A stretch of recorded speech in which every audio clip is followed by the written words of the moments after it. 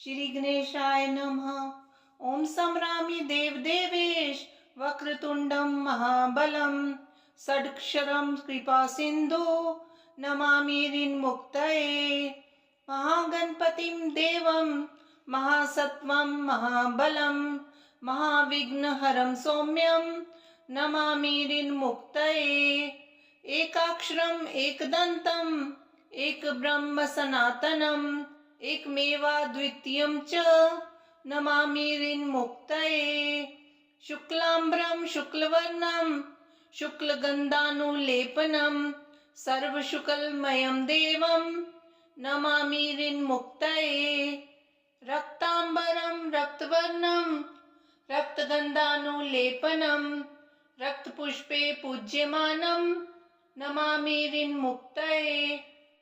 कृष्णाम्बरं कृष्णवर्णं कृष्णगन्धानुलेपनं कृष्णपुष्पे पूज्यमानं नमामि ऋन्मुक्तये।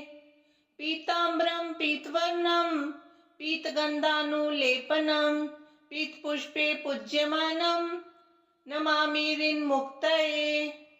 नीलाम्बरं नीलवर्णं नीलगन्धानुलेपनं नीलपुष्पे पूज्यमानं नमामि ऋन्मुक्तये। धूम्राम्बरं धूम्रवर्णं धूम्रगन्धानुलेपनं धूम्रपुष्पे पूज्यमानं नमामि ऋन्मुक्तये। सर्वाम्बरं सर्ववर्णं सर्वगन्धानुलेपनं सर्वपुष्पे पूज्यमानं नमामि ऋन्मुक्तये। भद्रजातं च रूपं च पाशाङ्कुशधरं शुभं सर्वविघ्नहरं देवं नमामि ऋन्मुक्तये। ये पठेत ऋन्हरं स्तोत्रं प्रातःकाले सुधीनरः षण्मासाभ्यन्तरे चैव ऋन्छेदो भविष्यति। ओम संरामी देव देवेश वक्रतुंडम महाबलं षडक्षरं कृपा सिंधु नमामि ऋन्मुक्तये। महागणपतिं देवं महासत्वं महाबलं महाविघ्नहरं सौम्यं नमामि ऋन्मुक्तये। एकाक्षरम् एकदन्तम् एक ब्रह्म सनातनम् एकमेवाद्वितीयं च नमामि ऋन्मुक्तये।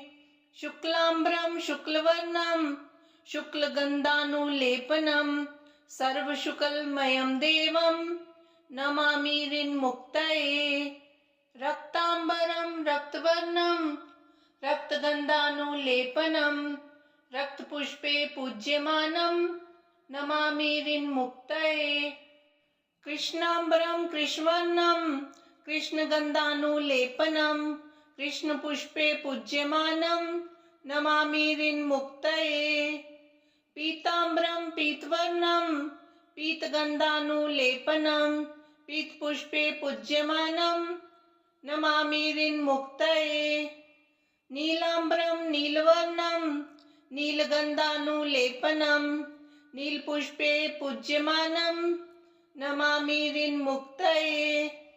धूम्राम्बरं धूम्रवर्णं धूम्रगन्धानुलेपनं धूम्रपुष्पे पूज्यमानं नमामि ऋन्मुक्तये। सर्वाम्बरं सर्ववर्णं सर्वगन्धानुलेपनं सर्वपुष्पे पूज्यमानं नमामि ऋन्मुक्तये। भद्रजातं च रूपं च पाशाङ्कुशधरं शुभं सर्वविघ्नहरं देवं नमामि ऋन्मुक्तये। ये पठेत ऋन्हरं स्तोत्रं प्रातःकाले सुधीनरः षण्मासाभ्यन्तरे चैव ऋन्छेदो भविष्यति। ओम संरामी देव देवेश वक्रतुंडम महाबलं षडक्षरं कृपा सिंधु नमामि ऋन्मुक्तये। महागणपतिं देवं महासत्वं महाबलं महाविघ्नहरं सौम्यं नमामि ऋन्मुक्तये। एकाक्षरम् एकदन्तम् एक ब्रह्म सनातनम् एकमेवाद्वितीयं च नमामि ऋन्मुक्तये। शुक्लाम्बरं शुक्लवर्णं शुक्लगन्धानुलेपनं सर्वशुक्लमयं देवं नमामि ऋन्मुक्तये। रक्ताम्बरं रक्तवर्णं रक्तगन्धानुलेपनं रक्तपुष्पे पूज्यमानं नमामि ऋन्मुक्तये। कृष्णाम्बरं कृष्णवर्णं कृष्णगन्धानुलेपनं कृष्णपुष्पे पूज्यमानं नमामि ऋन्मुक्तये। पीताम्बरं पीतवर्णं पीतगन्धानुलेपनं पीतपुष्पे पूज्यमानं नमामि ऋन्मुक्तये। नीलाम्बरं नीलवर्णं नीलगन्धानुलेपनं नीलपुष्पे पूज्यमानं नमामि ऋन्मुक्तये।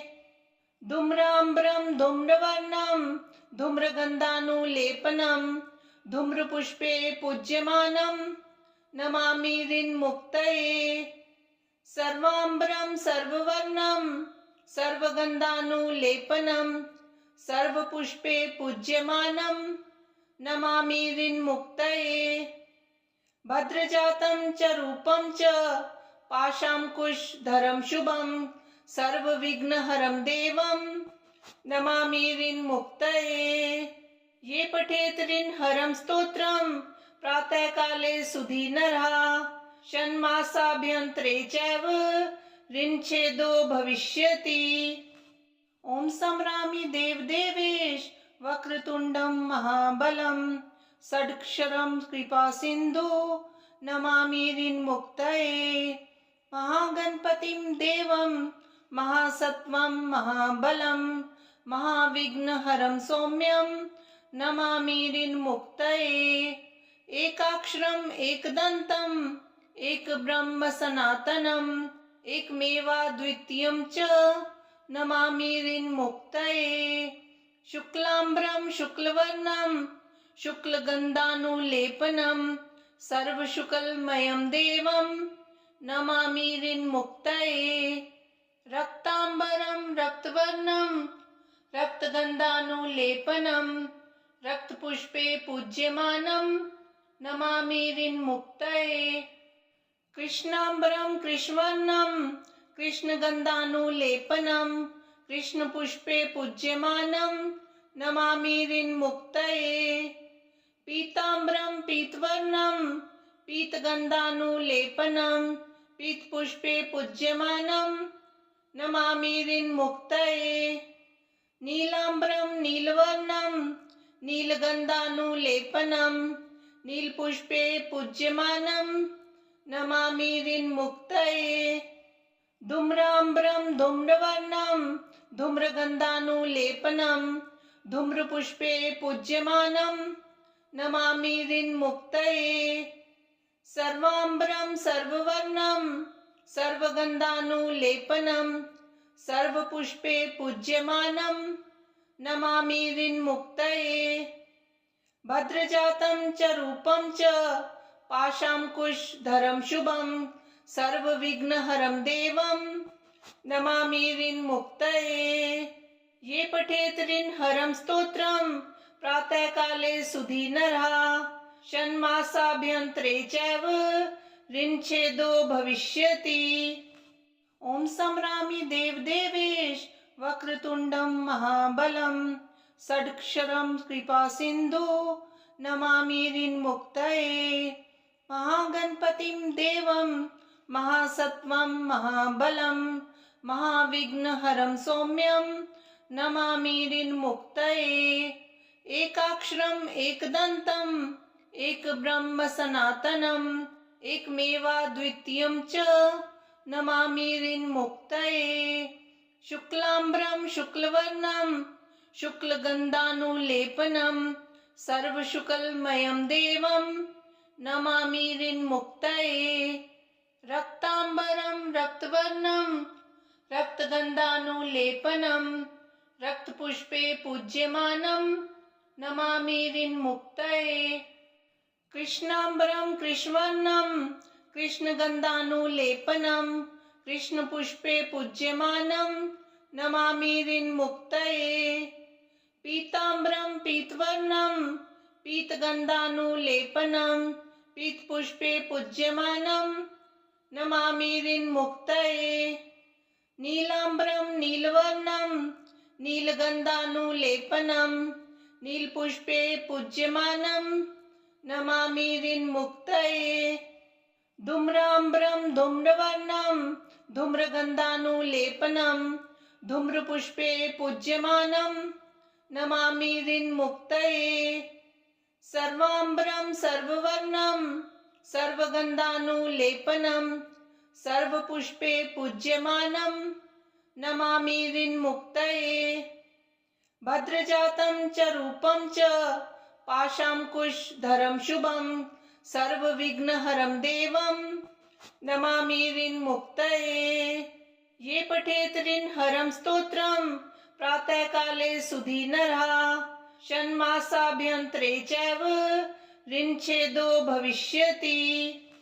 ॐ संरामि देवदेवेश वक्रतुण्डं महाबलं षडक्षरं कृपासिन्धु नमामिरिन्मुक्तये महागणपतिं देवं महासत्त्वं महाबलं महाविघ्नहरं सौम्यं नमामिरिन्मुक्तये एकाक्षरम् एकदन्तम् एकब्रह्म सनातनम् एकमेवाद्वितीयं च नमामिरिन्मुक्तये शुक्लाम्बरं शुक्लवर्णं शुक्लगन्धानुलेपनं सर्वशुक्लमयं देवं नमामिरिन्मुक्तये रक्ताम्बरं रक्तवर्णं रक्तगन्धानुलेपनं रक्तपुष्पे पूज्यमानं नमामिरिन्मुक्तये कृष्णाम्बरं कृष्णवर्णं कृष्णगन्धानुलेपनं कृष्णपुष्पे पूज्यमानं नमामिरिन्मुक्तये पीताम्बरं पीतवर्णं पीतगन्धानुलेपनं पीतपुष्पे पूज्यमानं नमामिरिन्मुक्तये नीलाम्बरं नीलवर्णं नीलगन्धानुलेपनं नीलपुष्पे पूज्यमानं नमामिरिन्मुक्तये धूम्राम्बरं धूम्रवर्णं धूम्रगन्धानुलेपनं धूम्रपुष्पे पूज्यमानं नमामिरिन्मुक्तये सर्वाम्बरं सर्ववर्णं सर्वगन्धानुलेपनं सर्वपुष्पे पूज्यमानं नमामिरिन्मुक्तये भद्रजातं च रूपं च पाशाङ्कुशधरं शुभं सर्वविघ्नहरं देवं नमामिरिन्मुक्तये ये पठेत ऋन्हरं स्तोत्रं प्रातःकाले सुधीनरः षण्मासाभ्यन्तरे चैव ऋन्छेदो भविष्यति। ॐ संरामि देवदेवेश वक्रतुण्डं महाबलं षडक्षरं कृपासिन्धु नमामिरिन्मुक्तये महागणपतिं देवं महासत्त्वं महाबलं महाविघ्नहरं सौम्यं नमामिरिन्मुक्तये एकाक्षरम् एकदन्तम् एकब्रह्म सनातनम् एकमेवाद्वितीयं च नमामिरिन्मुक्तये शुक्लाम्बरं शुक्लवर्णं शुक्लगन्धानुलेपनं सर्वशुक्लमयं देवं नमामिरिन्मुक्तये रक्ताम्बरं रक्तवर्णं रक्तगन्धानुलेपनं रक्तपुष्पे पूज्यमानं नमामिरिन्मुक्तये कृष्णाम्बरं कृष्णवर्णं कृष्णगन्धानुलेपनं कृष्णपुष्पे पूज्यमानं नमामिरिन्मुक्तये पीताम्बरं पीतवर्णं पीतगन्धानुलेपनं पीतपुष्पे पूज्यमानं नमामिरिन्मुक्तये नीलाम्बरं नीलवर्णं नीलगन्धानुलेपनं नीलपुष्पे पूज्यमानं नमामिरिन्मुक्तये धूम्राम्बरं धूम्रवर्णं धूम्रगन्धानुलेपनं धूम्रपुष्पे पूज्यमानं नमामिरिन्मुक्तये सर्वाम्बरं सर्ववर्णं सर्वगन्धानुलेपनं सर्वपुष्पे पूज्यमानं नमामि ऋन्मुक्तये। भद्रजातं च रूपं च पाशाङ्कुशधरं शुभं सर्वविघ्नहरं देवं नमामि ऋन्मुक्तये। ये पठेत ऋन्हरं स्तोत्रं प्रातःकाले सुधीनरः षण्मासाभ्यन्तरे चैव ऋन्छेदो भविष्यति। ओम संभ्रामि देवदेवेश वक्रतुण्डं महाबलं षडक्षरं कृपासिन्धु नमामि ऋन्मुक्तये। महागणपतिं देवं महासत्वं महाबलं महाविघ्नहरं सौम्यं नमामि ऋन्मुक्तये। एकाक्षरम् एकदन्तम् एकब्रह्म सनातनम् एकमेवाद्वितीयं च नमामि ऋन्मुक्तये। शुक्लाम्बरं शुक्लवर्णं शुक्लगन्धानुलेपनं सर्वशुक्लमयं देवं नमामि ऋन्मुक्तये। रक्ताम्बरं रक्तवर्णं रक्तगन्धानुलेपनं रक्तपुष्पे पूज्यमानं नमामि ऋन्मुक्तये। कृष्णाम्बरं कृष्णवर्णं कृष्णगन्धानुलेपनं कृष्णपुष्पे पूज्यमानं नमामि ऋन्मुक्तये। पीताम्बरं पीतवर्णं पीतगन्धानुलेपनं पीतपुष्पे पूज्यमानं नमामि ऋन्मुक्तये। नीलाम्बरं नीलवर्णं नीलगन्धानुलेपनं नीलपुष्पे पूज्यमानं नमामि ऋन्मुक्तये। धूम्राम्बरं धूम्रवर्णं धूम्रगन्धानुलेपनं धूम्रपुष्पे पूज्यमानं नमामि ऋन्मुक्तये। सर्वाम्बरं सर्ववर्णं सर्वगन्धानुलेपनं सर्वपुष्पे पूज्यमानं नमामि ऋन्मुक्तये। भद्रजातं च रूपं च पाशाङ्कुशधरं शुभं सर्वविघ्नहरं देवं नमामि ऋन्मुक्तये। ये पठेत ऋन्हरं स्तोत्रं प्रातःकाले सुधीनरः षण्मासाभ्यन्तरे चैव ऋन्छेदो भविष्यति। ओम संभ्रामि देवदेवेश वक्रतुण्डं महाबलं षडक्षरं कृपासिन्धु नमामि ऋन्मुक्तये। महागणपतिं देवं महासत्वं महाबलं महाविघ्नहरं सौम्यं नमामि ऋन्मुक्तये। एकाक्षरम् एकदन्तम् एकब्रह्म सनातनम् एकमेवाद्वितीयं च नमामि ऋन्मुक्तये। शुक्लाम्बरं शुक्लवर्णं शुक्लगन्धानुलेपनं सर्वशुक्लमयं देवं नमामि ऋन्मुक्तये। रक्ताम्बरं रक्तवर्णं रक्तगन्धानुलेपनं रक्तपुष्पे पूज्यमानं नमामि ऋन्मुक्तये। कृष्णाम्बरं कृष्णवर्णं कृष्णगन्धानुलेपनं कृष्णपुष्पे पूज्यमानं नमामि ऋन्मुक्तये। पीताम्बरं पीतवर्णं पीतगन्धानुलेपनं पीतपुष्पे पूज्यमानं नमामि ऋन्मुक्तये। नीलाम्बरं नीलवर्णं नीलगन्धानुलेपनं नीलपुष्पे पूज्यमानं नमामि ऋन्मुक्तये। धूम्राम्बरं धूम्रवर्णं धूम्रगन्धानुलेपनं धूम्रपुष्पे पूज्यमानं नमामि ऋन्मुक्तये। सर्वाम्बरं सर्ववर्णं सर्वगन्धानुलेपनं सर्वपुष्पे पूज्यमानं नमामि ऋन्मुक्तये। भद्रजातं च रूपं च पाशाङ्कुशधरं शुभं सर्वविघ्नहरं देवं नमामि ऋन्मुक्तये।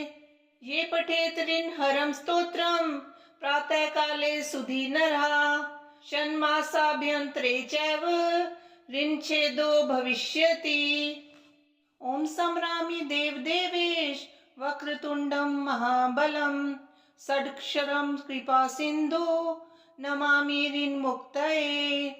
महागणपतिं देवं महासत्वं महाबलं महाविघ्नहरं सौम्यं नमामि ऋन्मुक्तये।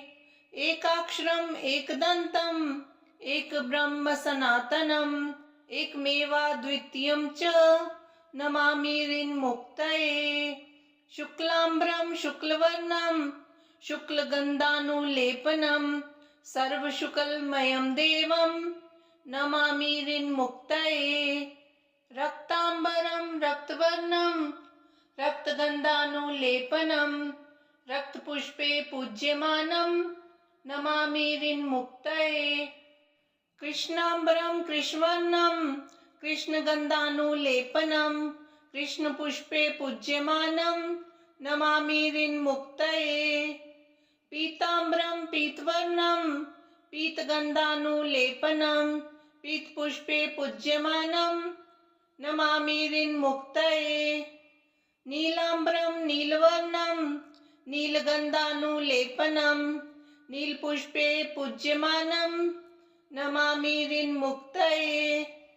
धूम्राम्बरं धूम्रवर्णं धूम्रगन्धानुलेपनं धूम्रपुष्पे पूज्यमानं नमामि ऋन्मुक्तये। सर्वाम्बरं सर्ववर्णं सर्वगन्धानुलेपनं सर्वपुष्पे पूज्यमानं नमामि ऋन्मुक्तये। भद्रजातं च रूपं च पाशाङ्कुशधरं शुभं सर्वविघ्नहरं देवं नमामि ऋन्मुक्तये। ये पठेत् ऋन्हरं स्तोत्रं प्रातःकाले सुधीनरः षण्मासाभ्यन्तरे चैव ऋन्छेदो भविष्यति। ॐ संरामि देवदेवेश वक्रतुण्डं महाबलं षडक्षरं कृपासिन्धु नमामि ऋन्मुक्तये। महागणपतिं देवं महासत्वं महाबलं महाविघ्नहरं सौम्यं नमामि ऋन्मुक्तये। एकाक्षरम् एकदन्तम् एकब्रह्म सनातनम् एकमेवाद्वितीयं च नमामि ऋन्मुक्तये। शुक्लाम्बरं शुक्लवर्णं शुक्लगन्धानुलेपनं सर्वशुक्लमयं देवं नमामि ऋन्मुक्तये। रक्ताम्बरं रक्तवर्णं रक्तगन्धानुलेपनं रक्तपुष्पे पूज्यमानं नमामि ऋन्मुक्तये। कृष्णाम्बरं कृष्णवर्णं कृष्णगन्धानुलेपनं कृष्णपुष्पे पूज्यमानं नमामि ऋन्मुक्तये। पीताम्बरं पीतवर्णं पीतगन्धानुलेपनं पीतपुष्पे पूज्यमानं नमामि ऋन्मुक्तये। नीलाम्बरं नीलवर्णं नीलगन्धानुलेपनं नीलपुष्पे पूज्यमानं नमामि ऋन्मुक्तये। धूम्राम्बरं धूम्रवर्णं धूम्रगन्धानुलेपनं धूम्रपुष्पे पूज्यमानं नमामि ऋन्मुक्तये। सर्वाम्बरं सर्ववर्णं सर्वगन्धानुलेपनं सर्वपुष्पे पूज्यमानं नमामि ऋन्मुक्तये। भद्रजातं च रूपं च पाशाङ्कुशधरं शुभं सर्वविघ्नहरं देवं नमामि ऋन्मुक्तये। ये पठेत् ऋन्हरं स्तोत्रं प्रातःकाले सुधीनरः षण्मासाभ्यन्तरे चैव ऋन्छेदो भविष्यति।